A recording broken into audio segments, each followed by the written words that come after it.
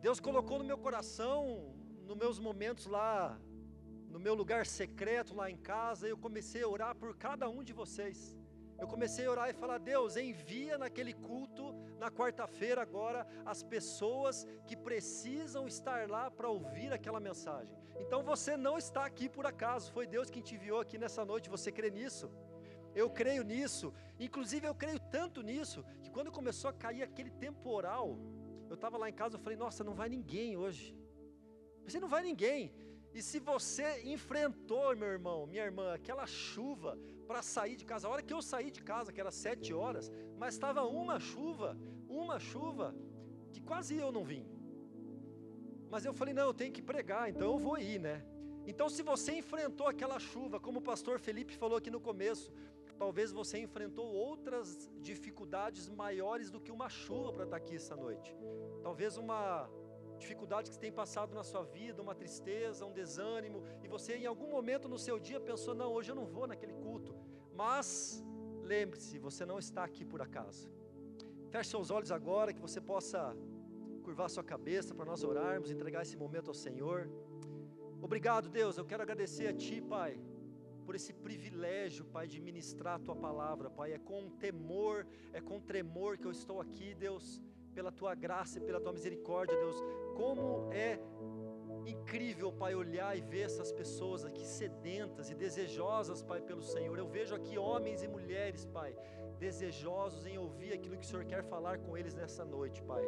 A minha oração, Deus, é que o Senhor abra os nossos ouvidos espirituais dessa palavra que o Senhor falou primeiro para mim, para a minha vida, mas que eu sei que vai ser para muitas pessoas aqui também nessa noite, Deus. Tira de nós todas as distrações, Pai, pensamento no dia de amanhã, nos problemas que temos para resolver lá fora, no trabalho, que nós possamos estar com a nossa mente, com o nosso espírito, com o nosso coração totalmente, 100% conectados, Pai, aqui no Senhor nesse momento, Pai. É assim que eu oro em nome de Jesus, amém. Para quem não me conhece, meu nome é Vitor.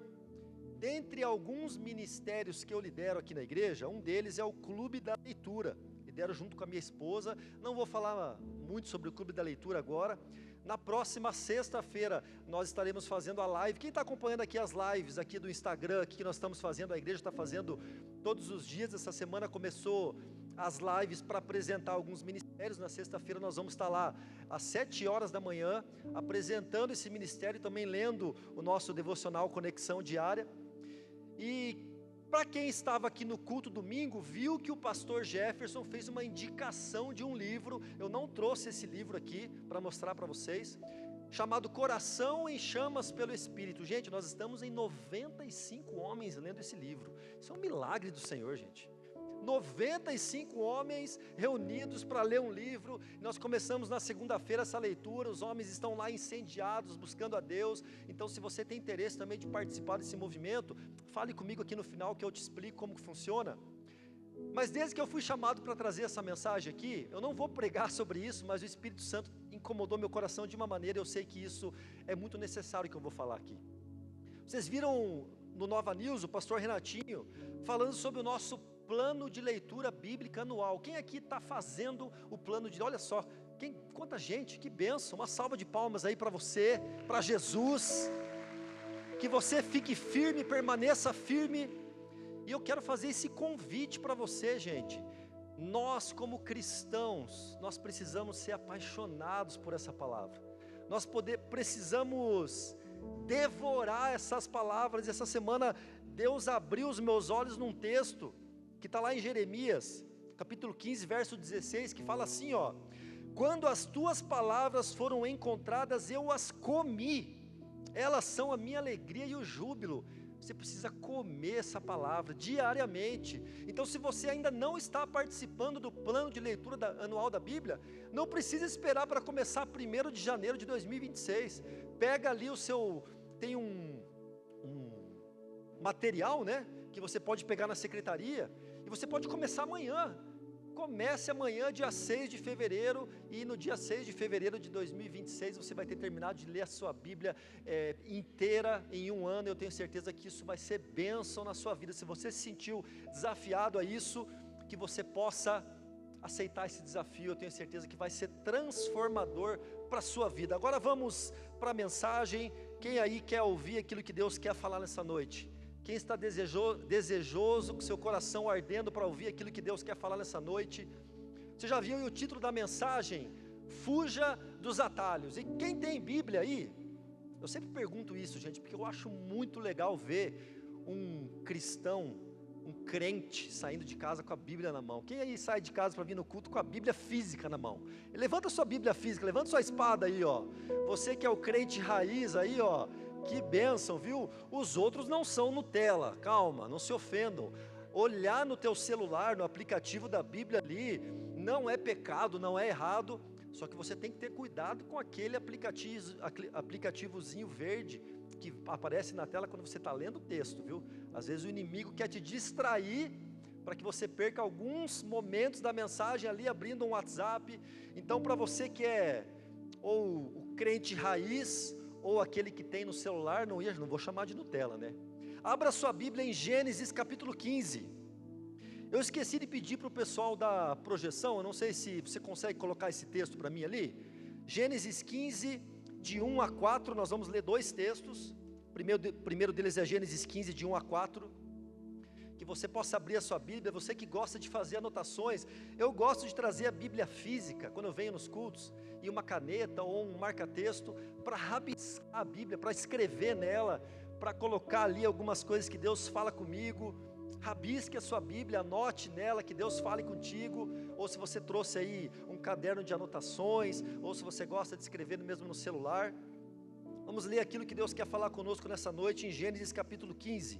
A partir do verso 1, diz o seguinte: depois dessas coisas, o Senhor falou a Abrão numa visão: não tenha medo, Abrão, eu sou o seu escudo, grande será a sua recompensa.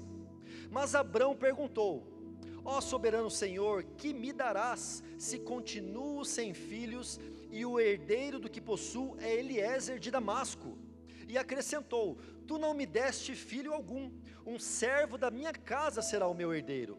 Então o Senhor deu-lhe a seguinte resposta: seu herdeiro não será esse, um filho gerado por você mesmo será o seu herdeiro. Levando-o para fora da tenda, disse-lhe: olhe para o céu e conte as estrelas, se pode contá-las. E prosseguiu: assim será a sua descendência. Passa para o capítulo 16 para mim, por favor. Verso 1 até o verso 4 diz o seguinte, ó: ora, Sarai, mulher de Abrão, não lhe dera nenhum filho. Como tinha uma serva egípcia chamada Agar, disse a Abrão: já que o Senhor me impediu de ter filhos, possua a minha serva, talvez eu possa formar família por meio dela.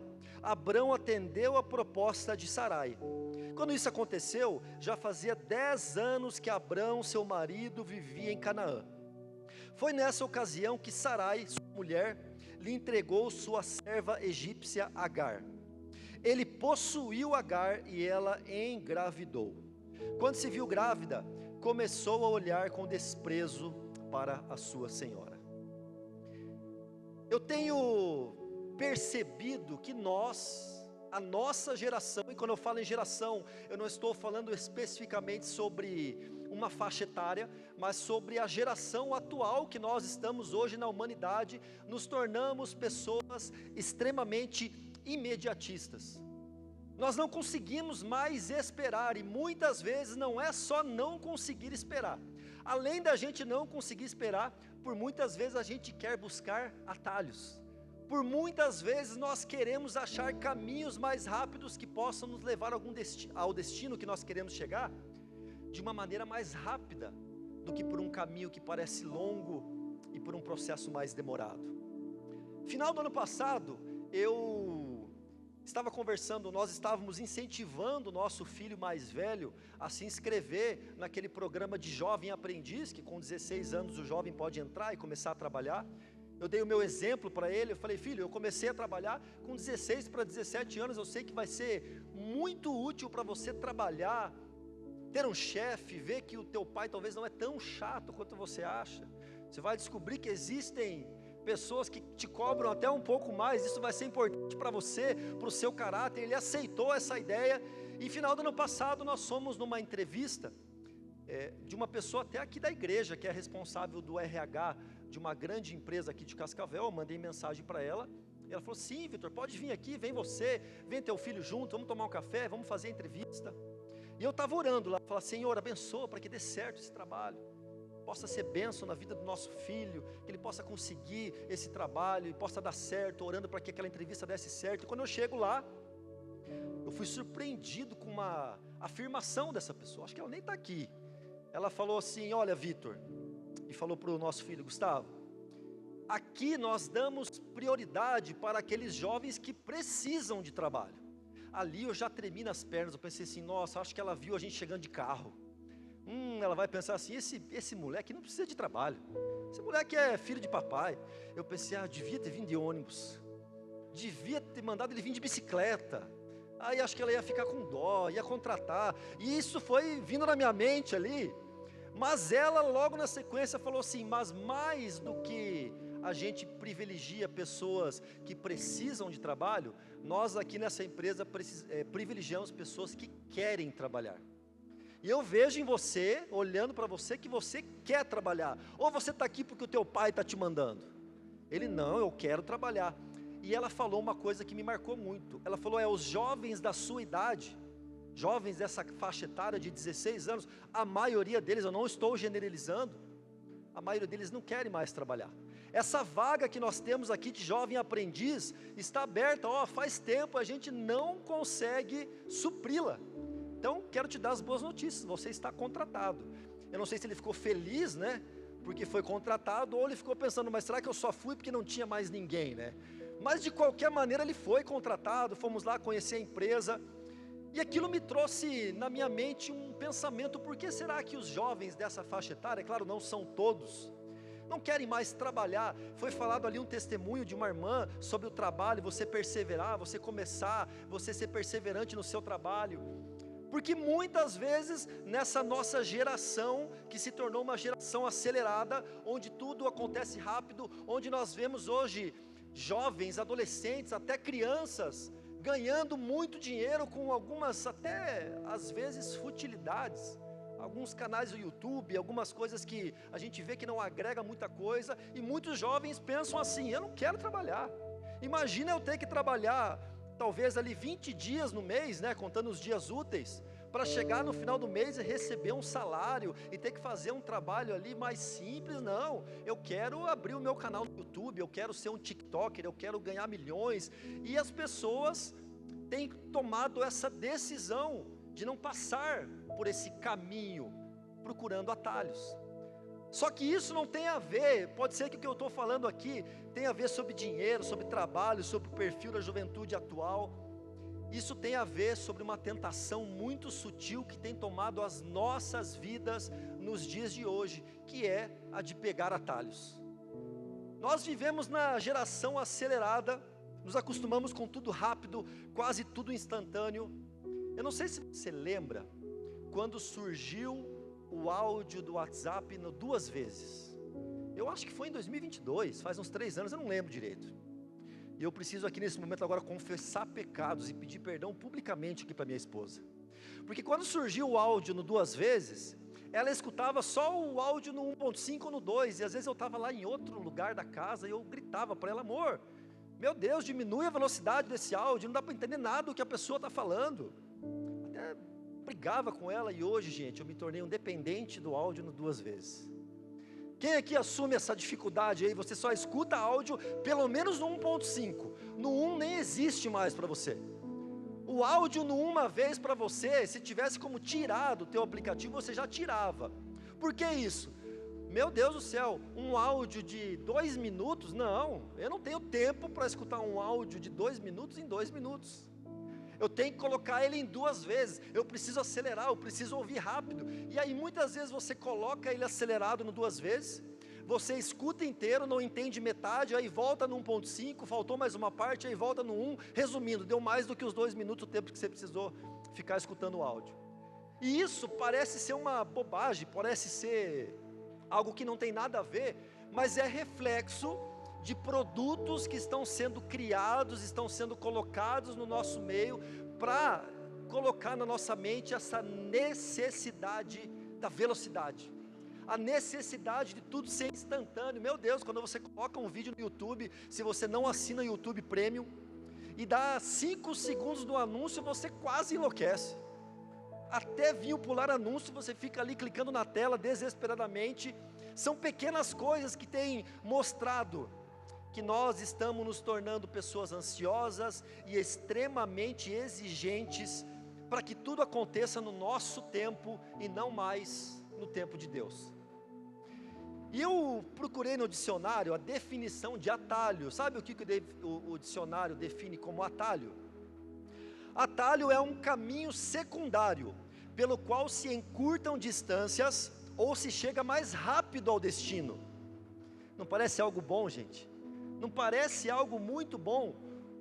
Um caminho secundário que nos leva mais rápido ao destino que a gente quer chegar. Quando você está no engarrafamento lá, e você coloca às vezes ali no teu aplicativo, no Waze, no Google Maps, e aparece ali uma opção de um atalho que corta aquele engarrafamento, e você pega aquele atalho, e você chega antes, e você não se sente muito feliz. Parece ser algo bom, e na verdade por engarrafamento o problema é quando nós, para a nossa própria vida, queremos pegar atalho, e não queremos mais passar pelos processos que Deus tem na nossa vida. Eu creio que nessa noite tem pessoas que estão aqui, que estão passando por lutas em alguma área específica da sua vida, e por muitas vezes você talvez desesperadamente falou: Deus, acaba com essa luta, acaba com esse problema, eu não aguento mais passar por essa dificuldade na minha casa, com meu filho. E às vezes Deus lá de cima está falando: meu filho, minha filha, eu preciso que você passe por essa dificuldade, eu preciso que você passe por essa sua luta no seu casamento, para que o seu caráter seja moldado, para que o seu caráter seja aprovado. Eu lembro daquele filme Clique. Alguém aqui já assistiu aquele filme Clique? Um filme de comédia bem legal, que o cara, ele pega ele acha um controle lá, que ele consegue passar o controle por um momento específico da vida dele. Então ele escolhe lá: eu quero passar direto para quando eu for promovido no trabalho. Ele clica lá no botão, tudo acontece aceleradamente, e ele abre os olhos, ele está lá, o pessoal batendo palma, ele promovido. Só que quando ele chega em casa, o filho dele está 3, 4 anos mais velho, a filha já está mais velha, a esposa está ali, e ele fala: meu Deus, eu perdi tudo isso. Parece uma brincadeira, mas é muitas vezes isso que a gente deseja no nosso coração. Às vezes a gente olha para Deus e fala: Deus, faz passar logo. Muitas vezes eu creio que você já chegou em algum momento da sua vida onde você deitou à noite, fechou os seus olhos e falando: Deus, como eu queria, ao acordar pela manhã, ver todos esses meus problemas resolvidos. Só que muitas vezes, ou todas as vezes, acelerar processos não é algo bom. E a gente vê isso lá em Lucas 15, quando a palavra de Deus fala sobre o filho pródigo. Um jovem que ele quis antecipar um processo. Você conhece muito bem essa história. Um jovem que ele quis receber uma herança sem estar preparado para ela. Esse jovem, ele chega para o seu pai ainda em vida, e fala: pai, vende tudo o que você tem, me dá a minha parte, que eu vou viver a minha vida. Qual era o processo natural para aquele jovem receber a sua herança? Seu pai tinha que morrer, mas ele não queria esperar o seu pai morrer, ele queria ganhar aquele dinheiro logo.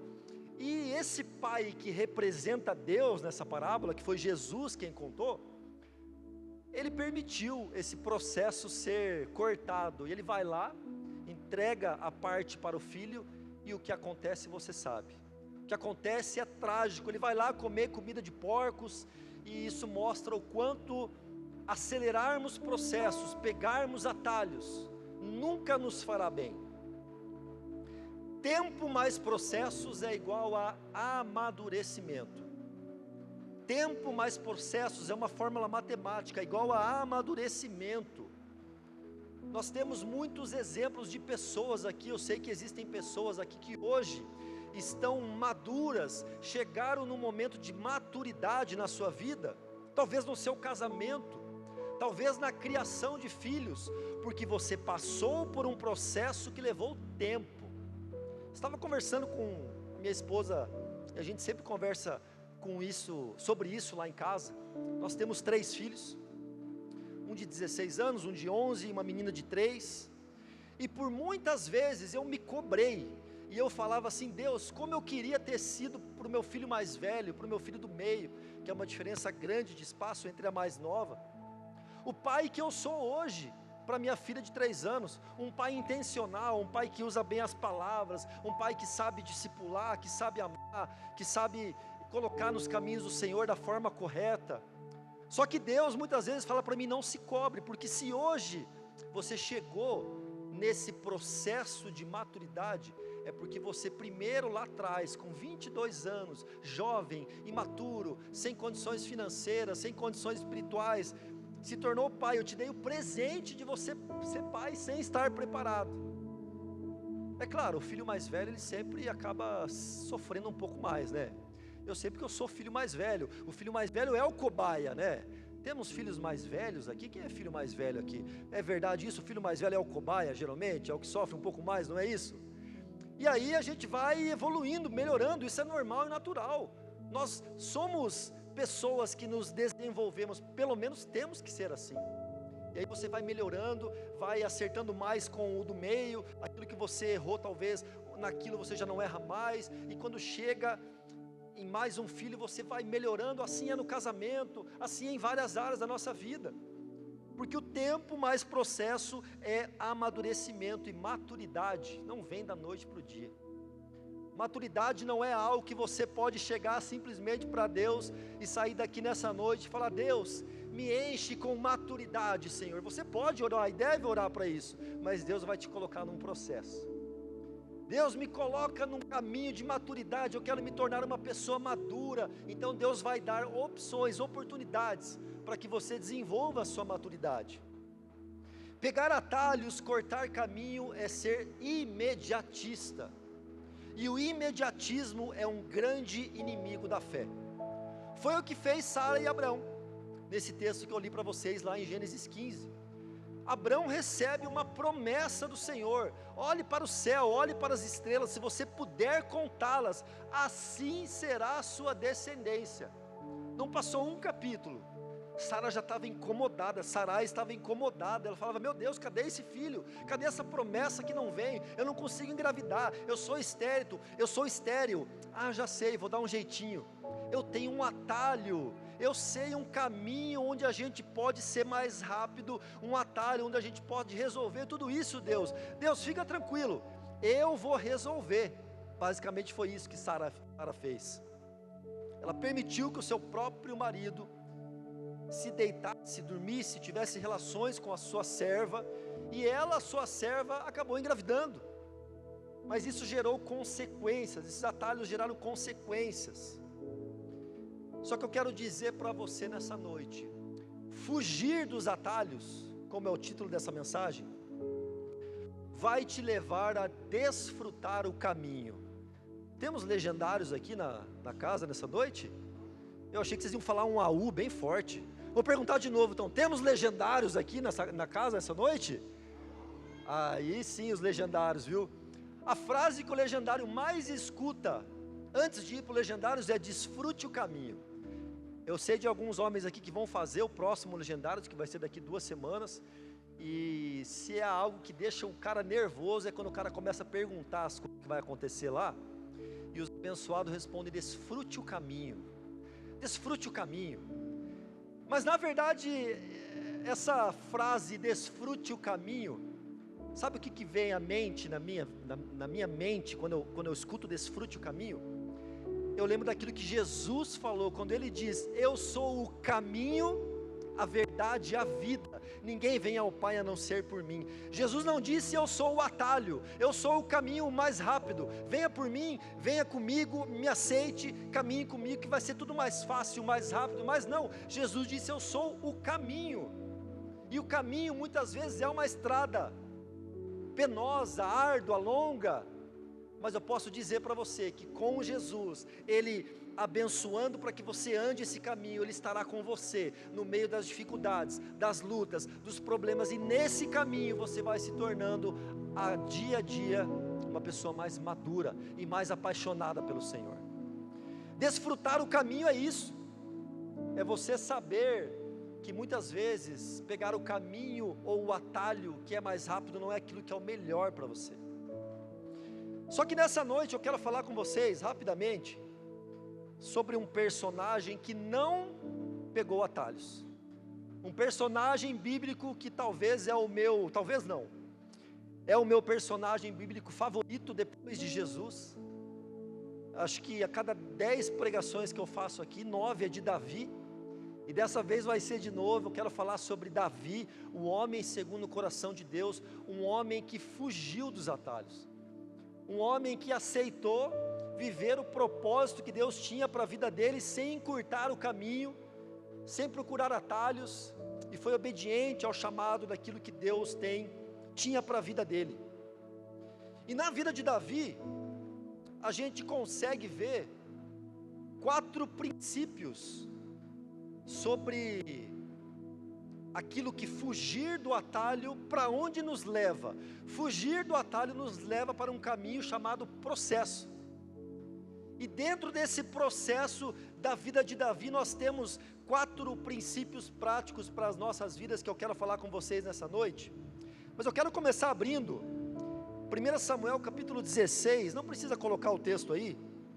Olha o que diz lá, 1 Samuel capítulo 16, o verso 1 diz o seguinte: o Senhor disse a Samuel: até quando você irá se entristecer por causa de Saul?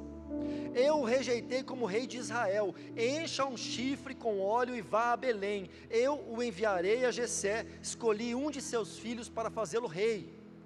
E lá no verso 13 do capítulo 16, a palavra diz o seguinte: Samuel apanhou o chifre cheio de óleo e o ungiu na presença de seus irmãos, e a partir daquele dia, o Espírito do Senhor apoderou-se de Davi.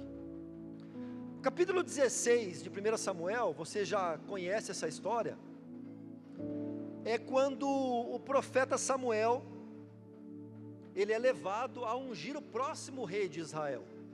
Só que o rei atual de Israel, que era Saul, um rei desobediente, um rei que desagradou ao Senhor, um rei que perdeu o seu coração, perdeu o reinado, ainda estava vivo. Então quando Davi, ele é ungido pelo profeta, ele recebe essa unção profética, que ele seria o novo rei. Talvez no coração de Davi, poderia ter um pensamento assim: olha, agora eu sou um novo rei, então amanhã eu vou lá para Jerusalém e vou começar a reinar, e a minha vida vai mudar. Eu sou um simples pastor de ovelhas e agora sou um rei.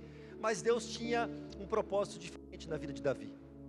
Deus dá uma promessa, Deus na verdade faz uma unção, Deus unge através do profeta a vida de Davi, falando que ele seria o próximo rei. Mas Deus fala: Davi, você ainda não está pronto para ser o rei, você ainda é um jovem, você é um adolescente. Alguns estudiosos dizem que Davi tinha entre 15 e 17 anos quando foi ungido pelo profeta. Mas Deus fala: Davi, você não pode reinar agora, você não está preparado, você precisa passar por um processo. E o processo de Davi, a primeira coisa que ele nos ensina é que todo processo nos humilha. O processo na vida de Davi serviu para humilhá-lo, e também serve nas nossas vidas para nos colocar num lugar de humildade. Humilhação significa ser colocado num caminho de humildade. Você vai ver que logo depois ali do capítulo 16, quando Davi foi ungido rei, logo no capítulo 18, a palavra diz que certo dia Saul começou a ter inveja de Davi e começou a desconfiar dele. Outras versões falam que naquele dia Saul se encheu de inveja de Davi. Mas por que Saul começou a desconfiar, começou a invejar Davi? Porque Davi foi lá e matou Golias. Davi mata Golias em 1 Samuel capítulo 17, e quando ele retorna para Jerusalém, as mulheres começam a cantar uma canção que enaltece muito mais o nome de Davi do que Saul, e Saul se enche de inveja. E aqui começa a primeira parte do processo na vida de Davi.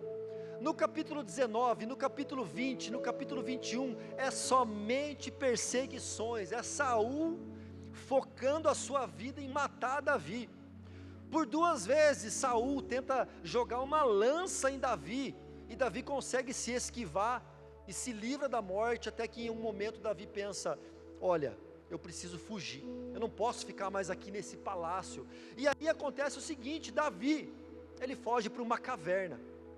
Lá no capítulo 22 de 1 Samuel, nesse processo de humilhação, Davi se torna um morador de caverna. Ele sai do palácio e ele vai morar numa caverna. E quando ele chega nessa caverna, Deus encaminha para ele pessoas com dificuldades, homens endividados, homens com problemas. Talvez Davi queria somente se isolar. Davi queria ficar somente fugindo do rei que queria matá-lo, e esperar aquele rei lá morrer, mas não. Além de se tornar alguém que sai do palácio e vai morar numa caverna, agora ele tem que andar com um monte de gente aí, aproximadamente 400 homens cheios de problemas. Deixa eu dizer uma coisa para você. Deus, assim como permitiu na vida de Davi, quando Ele nos humilha, quando Ele nos coloca num lugar de humildade, sabe o que esse processo significa? Ele está nos peneirando, Deus está nos filtrando, pois Ele deseja filhos fortes e humildes. Quem aqui deseja ser um filho de Deus forte e humilde? Quem aqui deseja de coração ser um filho forte e humilde? No período da bênção, no período da vitória, quando está tudo bem, quando a gente derrota os nossos Golias, tudo dá certo, é muito fácil andar com Deus, adorá-lo, servir pessoas, liderar ministérios, trazer uma palavra, vir na igreja, ir no GA, como é gostoso. Só que quando a gente vai morar na caverna, e quando você está passando por um momento de luta extrema na sua vida, talvez até injusta, como Davi estava passando, um momento de perseguição, você vai continuar amando, você vai continuar servindo pessoas, vai continuar liderando, levando Jesus a outros? Deus fala para você nessa noite que ser humilhado pelo processo dele irá filtrar o meu e o nosso coração, vai mostrar a nossa real intenção. Quem deseja aqui passar por esse processo de humildade, eu quero dizer para você que você passar por um processo de ser humilhado por Deus, talvez ser colocado num lugar de lutas, um lugar escuro, como era aquela caverna, é o primeiro passo de um processo que vai te levar a um lugar de vitória. Só que depois de passar por esse processo de humilhação, que é o primeiro passo, o primeiro princípio que a gente aprende com os processos de Deus em nossas vidas, o processo ele começa a gerar em Davi uma confiança no Senhor. E é isso que o processo, é isso que não pegar atalhos, é isso que viver os caminhos que Deus tem para a sua vida, seja no seu ministério, na sua família, aonde Deus te plantou, não acelerar esses processos, vai gerar em você também uma confiança no Senhor. Lá em 1 Samuel capítulo 24, Davi, ele recebe a primeira oportunidade para matar o rei Saul. O rei Saul, ele entra num momento de extrema obsessão na sua vida, onde ele decide: eu vou matar, eu vou perseguir esse Davi, vou atrás dele. E ele vai lá e separa um exército dos seus melhores soldados para ir atrás de Davi. E lá no capítulo 24, Davi descobre que Saul estava numa caverna, numa outra caverna, não a que Davi estava morando. E Davi vai até lá com alguns dos seus homens, e com a palavra diz que quando Davi chega naquela caverna, Saul estava lá. A palavra diz dessa maneira: Saul estava nessa caverna fazendo as suas necessidades. Eu acredito que era isso mesmo, estava fazendo o número 2 na caverna, isso está na Bíblia, está lá em 1 Samuel capítulo 24, e a palavra diz que Samuel, os soldados dele, os seus guerreiros falam assim: Davi, Deus está te dando a oportunidade perfeita para matar Saul, ele está num momento ali vulnerável. E aí Davi chega perto de Saul, pega um pedaço da sua capa, corta um pedaço da sua capa, vai para longe e acena e fala: Saul, eu tive a chance de matá-lo, mas eu não vou te matar, Saul. E aí ele acaba fugindo novamente, e lá no capítulo 26, novamente, Davi tem uma outra oportunidade clara de matar Saul. Se ele mata Saul ali, sabe o que ia acontecer? Ele ia ser o novo rei, estava tudo resolvido, era só Davi matar Saul. E ele chega no acampamento, e a palavra diz em 1 Samuel capítulo 26, que um sono pesado tomou conta de todo o exército de Saul. Gente, parecia a oportunidade perfeita, preparada por Deus, para Davi ir lá e matar Saul. Davi vai com o seu general, chega na tenda de Saul, o rei estava dormindo, o seu general chega para ele e fala assim: Davi, se você me der só uma ordem, eu pego aqui a minha lança e eu encravo na cabeça de Saul, está tudo resolvido. Mas Davi falou assim: que o Senhor me livre de tocar no ungido do Senhor. Sabe o que Davi está fazendo com essa atitude? Ele está dizendo: olha, a minha confiança não é naquilo que eu posso fazer, não é nos atalhos que eu posso criar, não é nas soluções humanas que eu posso fazer para resolver aquilo que parece ser o meu problema. A minha confiança é no Senhor. Se foi o Senhor quem colocou Saul como rei, vai ser o Senhor quem vai tirar. Se foi o Senhor quem me ungiu lá, vai ser o Senhor que vai me colocar no trono, não vai ser eu com as minhas próprias forças. Dependência, confiança. Não queira fazer com as suas mãos aquilo que é para Deus fazer na sua vida. Qual o atalho que você está tentando criar na sua vida? Talvez na sua vida profissional, não sei, na sua vida familiar, em alguma área específica da sua vida, você está tentando resolver com as suas próprias mãos. Você parou de orar, você parou de buscar intensamente o Senhor, entregar os seus problemas, as suas lutas diante dEle e falar: Deus, eu entrego a Ti. Não é ser passivo, não é ficar esperando cair do céu, mas sim fazer a sua parte, mas crendo que é o Senhor quem está na frente nas nossas batalhas, amém? E esse processo que começou humilhando Davi, esse processo que depois da humilhação gerou essa confiança no Senhor, depois disso, esse processo ele fortaleceu o relacionamento de Davi com o Senhor. O processo não pegar atalhos, fugir dos atalhos, vai colocar você primeiro num caminho de humildade, vai colocar você num caminho de dependência do Senhor, confiança no Senhor, mas vai também fortalecer o seu relacionamento com o Senhor. Logo depois desse 1 Samuel capítulo 26, que Davi tem a oportunidade de matar Saul pela segunda vez e não faz, lá em 1 Samuel capítulo 30, Saul já tinha desistido de perseguir Davi, Davi já estava vivendo em outra cidade, ele já tinha montado ali um exército, e esse exército ele começou a servir outros reis, a servir outros países em volta, e esse exército muitas vezes ele ia lá e atacava um outro reino.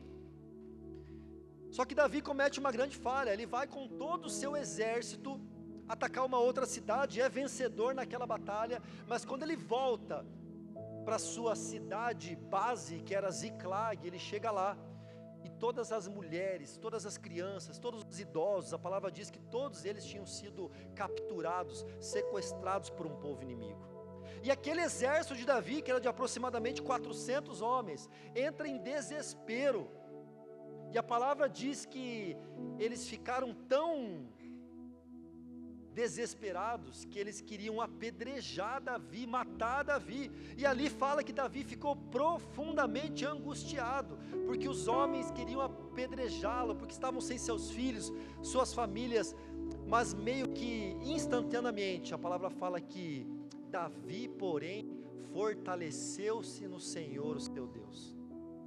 A palavra não dá detalhes de como que foi esse fortaleceu-se no Senhor, mas no meu entendimento eu fico imaginando Davi, vendo aqueles homens furiosos, eu imagino Davi fechando os seus olhos e falando: Deus, aquela força, o Senhor já me colocou num processo de humilhação, num processo de confiança, de dependência, então me fortalece, Senhor, me dá uma estratégia, E Davi se fortalece no Senhor, e logo na sequência, ele consegue encorajar aqueles homens a ir lá recuperar os seus familiares. E logo na sequência, no capítulo 30, Davi vai lá com aqueles homens e recupera toda a sua família.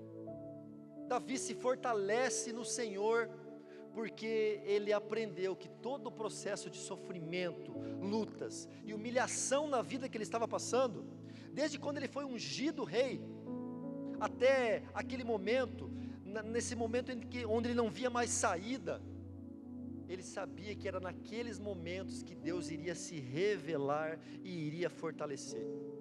O processo de caverna, lutas, dificuldades, gerou um relacionamento tão íntimo de Davi com o Senhor, que não havia nem tempo para ele se abalar diante dos problemas. E eu quero dizer para você nessa noite, se você veio aqui, e você está passando por um momento de luta, um momento de provação, um momento onde você não vê mais saída, é nesse momento que eu profetizo sobre a sua vida, que o seu relacionamento com o Senhor vai ser fortalecido de tal forma, você vai buscar mais, você vai orar mais, você vai se conectar mais com pessoas, você vai buscar mais estar em comunhão, você vai estar, eu vou mais no culto, não, está difícil, mas eu vou orar mais, não, está complicado, mas eu não vou abaixar a guarda, eu vou me conectar com pessoas que vão orar comigo, eu não vou desistir, Senhor, eu vou me derramar aos teus pés, eu vou chorar, eu vou clamar, mas eu não vou desistir. E é nesse momento que o seu relacionamento com o Senhor é fortalecido.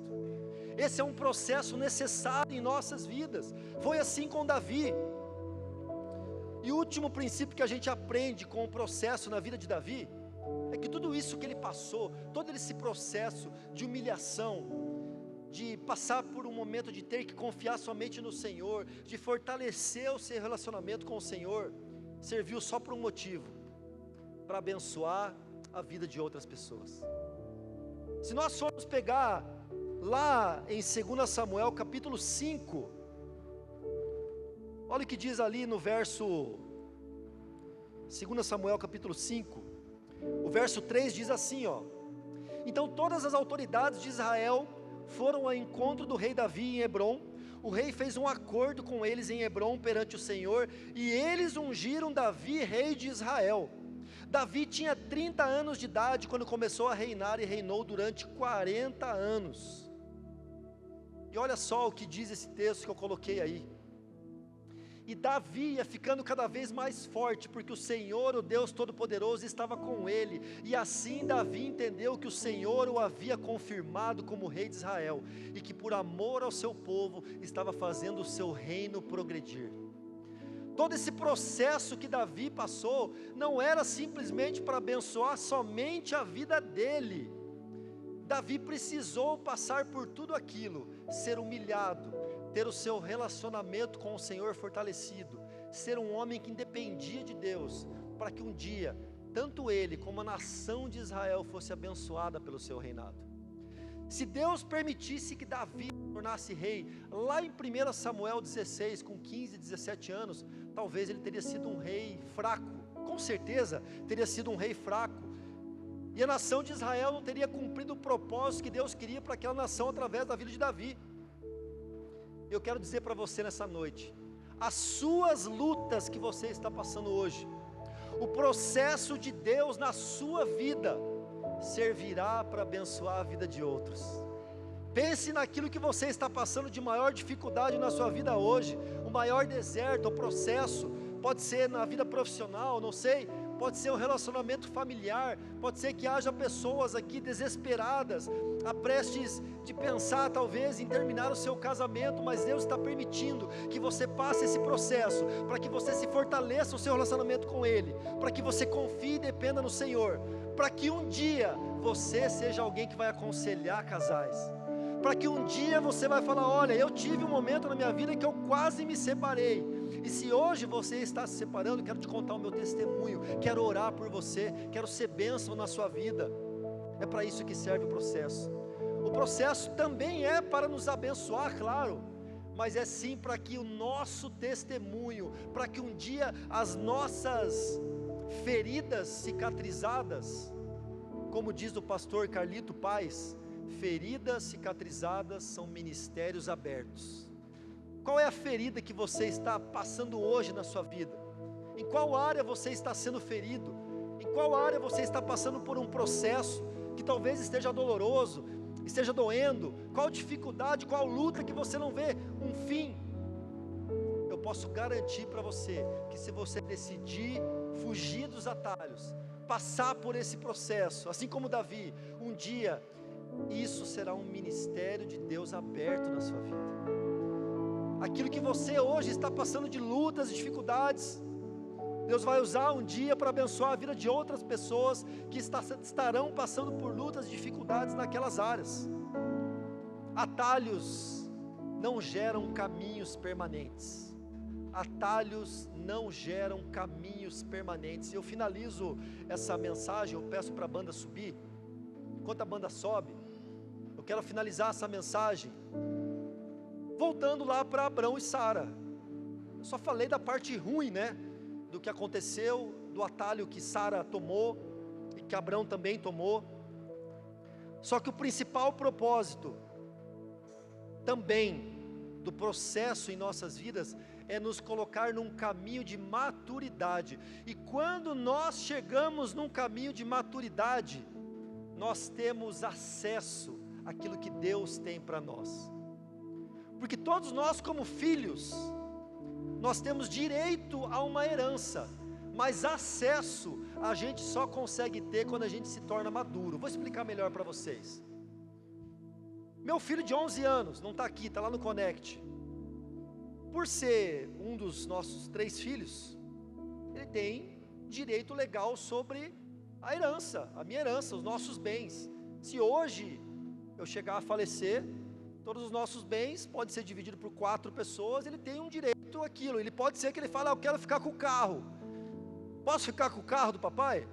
Claro, pode ficar. Ele tem direito a essa herança? Claro que tem, mas ele não tem acesso, porque ele ainda não tem a maturidade para poder usufruir de um carro. Ele não tem 18 anos, e mesmo que soubesse dirigir, não sabe, claro, se soubesse dirigir não poderia pegar, porque o acesso, Deus só nos dá quando nos tornamos maduros. Nós temos direito a uma herança, mas muitas vezes aquela herança que Deus está preparado, já preparou para você, Ele ainda não permitiu você acessar, aquela bênção que você tem orado tanto. Deus falou, filho, eu não posso te conceder ela ainda, porque eu já concedi uma vez lá para um filho pródigo e não deu certo. Então continue, filho, continue pedindo, continue orando. Enquanto você vai pedindo, enquanto você vai orando, eu vou te preparando, eu vou te colocando num caminho de humildade, eu vou te colocando num caminho de dependência, eu vou te fortalecendo o seu relacionamento comigo. Quando Sara se tornou madura o suficiente, lá no capítulo 21, 5 ou 6 capítulos depois, muitos e muitos anos daquela situação que aconteceu lá no capítulo 15 que eu li no começo, olha o que diz ali no 21, o Senhor foi bondoso com Sara, como lhe dissera, e fez por ela o que prometera. Sara engravidou e deu um filho a Abraão em sua velhice, na época fixada por Deus. Meu irmão, eu quero declarar sobre a sua vida aqui, que nenhuma bênção vai chegar na sua vida na época que não é para chegar, e sim na época fixada por Deus. Deus tem preparado para você uma bênção, aquilo que você talvez esteja orando, não sei, conversão de um familiar, uma luta que você está passando, mas na época fixada por Ele, essa bênção vai chegar quando você se tornar maduro, quando você passar pelo processo. Quem deseja aqui nessa noite aceitar os processos de Deus, quem decide aqui nessa noite falar, Deus, eu aceito os teus processos na minha vida, eu não quero atalhos.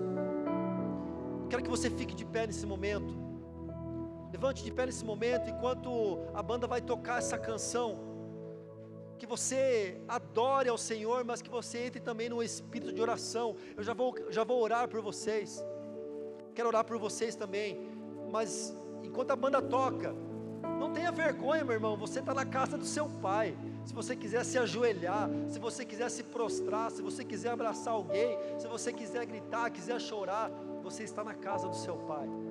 Que seja o momento de você realmente ouvir a voz dele e declarar a Deus, eu não vou fugir do processo, eu vou seguir o caminho, vou desfrutar o caminho, não vou pegar atalhos. Amém?